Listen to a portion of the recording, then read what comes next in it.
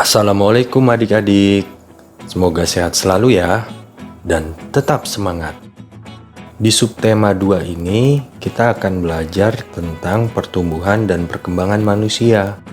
Tahukah kalian, pertumbuhan itu apa dan perkembangan itu apa? Pertumbuhan artinya bertambahnya ukuran dan tinggi. Kalau manusia, bertambahnya ukuran berat badan dan tinggi badan. Tetapi kalau tumbuhan, dia bertambahnya berat pada batang, pada akar. Sedangkan arti perkembangan adalah perubahan, kecakapan, kematangan fisik, emosi, dan pikiran menuju dewasa. Manusia merupakan salah satu makhluk hidup. Manusia memiliki ciri-ciri yang sama dengan makhluk hidup lainnya. Salah satu ciri manusia sebagai makhluk hidup adalah mengalami pertumbuhan dan perkembangan. Pertumbuhan manusia terjadi sejak di dalam kandungan, selama kurang lebih 9 bulan berada dalam kandungan. Setelah lahir, pertumbuhan manusia bertambah besar dari bayi hingga dewasa. Setelah dewasa, umumnya pada umur 18 atau 19 tahun, pertumbuhan tubuh manusia mulai terhenti. Namun, ada yang tetap tumbuh dan berkembang selain fisik manusia tadi, yaitu emosi dan pikiran. Emosi dan pikiran manusia terus berkembang, dan setelah usia lanjut atau tua, perkembangan emosi dan pikiran terus mengalami penurunan. Pertumbuhan dan perkembangan dipengaruhi beberapa faktor.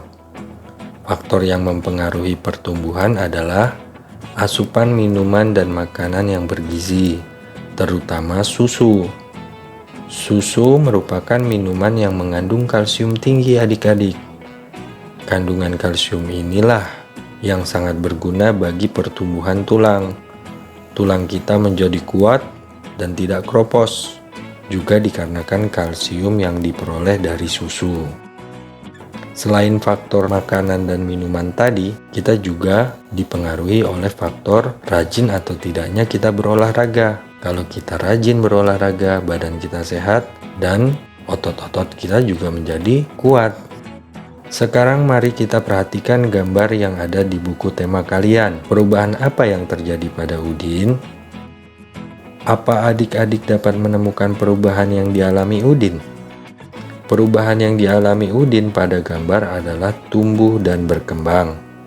Dari Udin lahir, ketika masih dalam buayan ibunya, ia kemudian tumbuh dan berkembang dengan merangkak. Lalu seiring berjalannya waktu, ia pun mulai berlatih berjalan, hingga ia dapat berjalan sendiri. Makanan yang ia makan pun berbeda. Berbeda yang ia makan ketika masih bayi, dan makanan ia saat ini. Ketika ia masih bayi, ia harus banyak minum susu. Mengapa? Hal ini dikarenakan kandungan kalsium yang ada dalam susu sangat penting untuk pertumbuhan tulang dan otak bayi, agar tulang tumbuh dan berkembang dengan kuat. Selain itu, kenapa anak bayi tidak makan nasi atau makan lauk pauk? Karena pada bayi, pencernaannya masih belum sanggup atau mampu untuk mencerna makanan seperti nasi dan lauk pauk. Beda dengan Udin sekarang nih. Udin tetap minum susu, tetapi tidak sebanyak ketika masih bayi. Ia memakan nasi, lauk pauk, sayur, buah, dan susu sebagai penyempurnanya. Karena pencernaan Udin sudah mampu untuk mencerna makanan tersebut. Pernahkah kalian menanyakan pertumbuhan dan perkembangan kalian dari sejak lahir kepada orang tua kalian? Kalau pernah, saat umur berapakah kalian sudah bisa merangkak? Saat umur berapakah kalian sudah bisa berjalan? Dan saat umur berapakah kalian sudah memakan makanan nasi dan lauk pauk?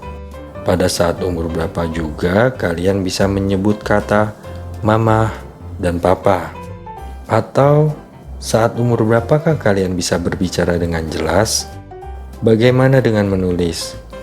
Saat umur berapakah tangan kalian mulai mampu menggerakkan pensil dengan benar?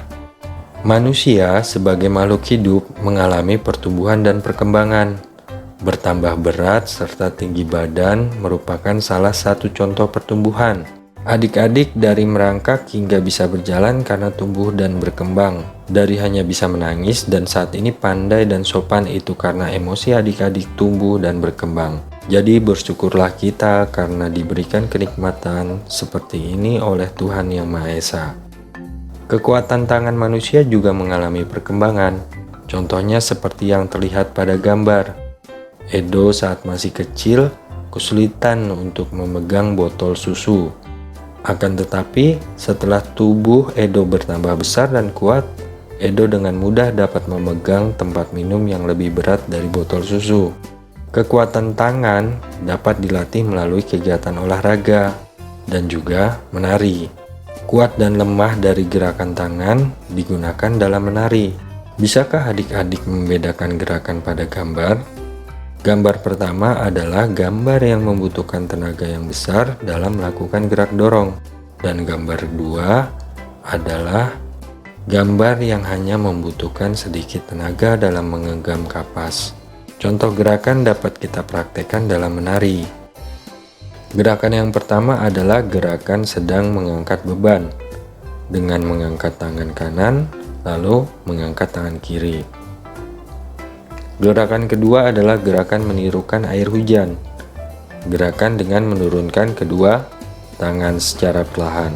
Kedua tangan diturunkan sambil menggerakkan jari-jari.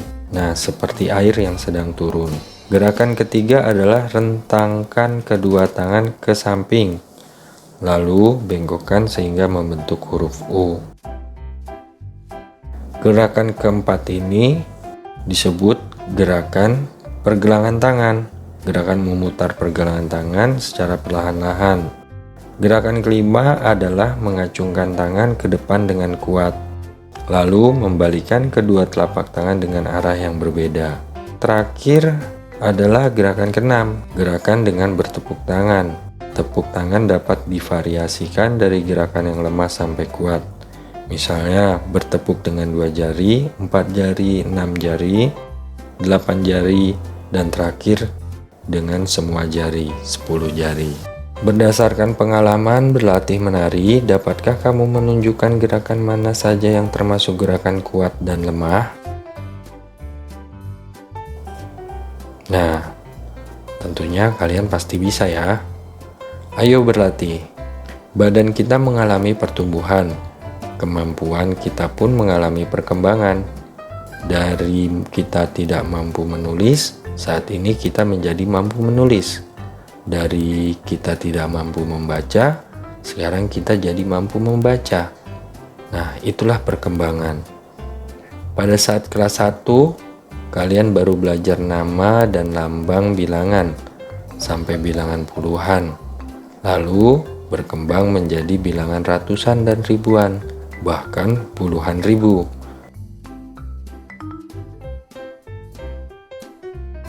Kalian juga belajar penjumlahan dan pengurangan.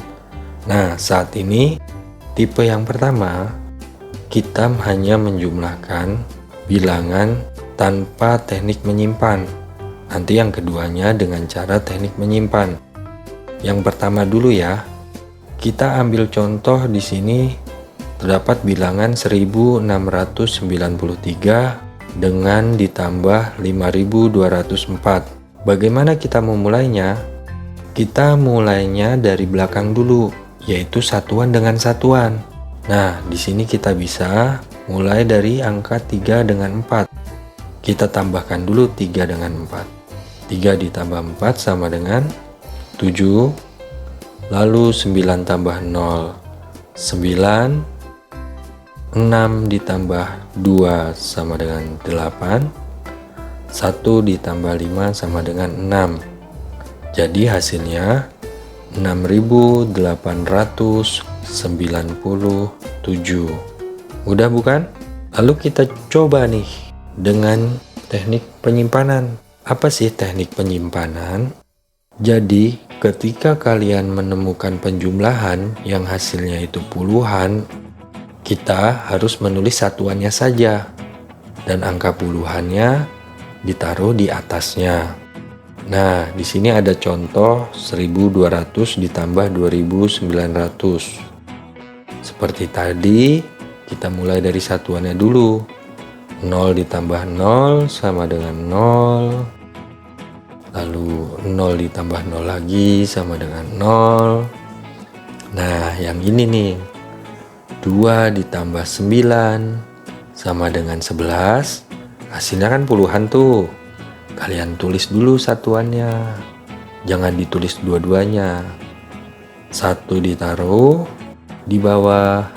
Satunya lagi yang puluhan taruhnya di atas angka 1. Jadi 2 tambah 9 itu 11 kan. Ditulis satunya saja. Lalu 1 puluhannya ditaruh di atas angka 1. Kan ada 3 angka nih yang paling depan barisannya. Kalian tambahkan semuanya. Jadi dimulai dari atas. 1 ditambah 1 sama dengan 2. Lalu 2 ditambah 2 sama dengan 4. Jadi hasilnya 4100. Semoga bermanfaat adik-adik. Wassalamualaikum warahmatullahi wabarakatuh.